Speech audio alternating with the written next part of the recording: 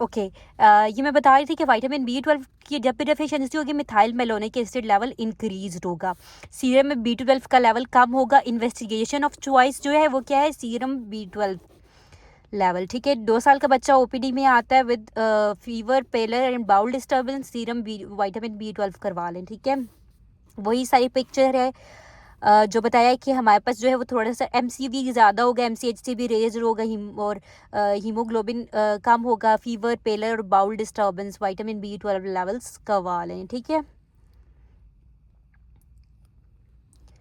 ठीक है, छोटा बच्चा। देन इलियो, अगर एक 60 year old terminal ileum ileocaecal junction की रिसेक्शन हुई है, विटामिन B12 लेवल्स करवाएंगे। ठीक है, इसके अलावा for absorption of vitamin B12 कौन सा फैक्टर इंपॉर्टेंट है, इंट्रिंसिक फैक्टर, क्योंकि वो उसके साथ बाइंड करके ही एब्जॉर्ब होता है। ठीक है, और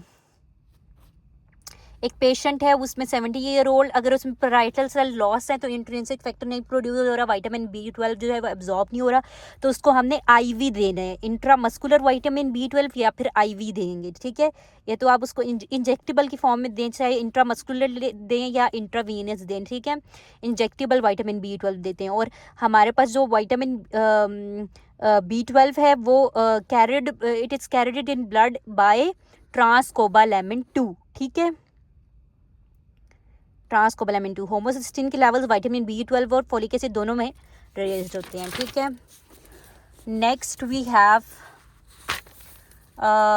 एक IV हम देंगे B12, अगर इलियल रिसेक्शन है तो विटामिन B12 जो है वो या तो इंट्रामस्कुलर या फिर IV दे दें। ठीक है, अगेन ये वही, उसमें हमारे पास जो मेगैलोब्लास्टिक एनीमिया होगा, ओवल मैक्रोसाइट्स होंगे विटामिन B12 की डेफिशिएंसी में। ठीक है, बाकी वही सारी पिक्चर होगी। परनीशियस एनीमिया में मैंने बताया tingling sensation, lab investigation, MCV raised होगी, पैथोलॉजी अगर परनीशियस एनीमिया है तो उसमें ऑटो इम्यून एट्रोफिक गैस्ट्राइटिस हो सकता है। ठीक है, परनीशियस एनीमिया का में ये है कि वो विटामिन B12 के बाकी कॉजेज है, हम उसको डिफ्रेंशिएट कैसे करेंगे कि अगर परनीशियस एनीमिया यानी कि उसके